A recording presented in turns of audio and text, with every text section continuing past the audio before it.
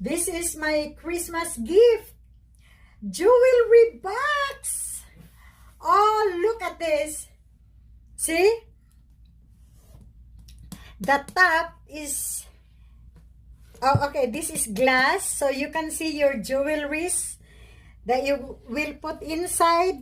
You know, this is for the rings. And this might be here for the earrings or whatever, or how you want to organize your jewelries here. And then there are drawers for more jewelries. Look at this. Look. Oh my goodness, it's so pretty.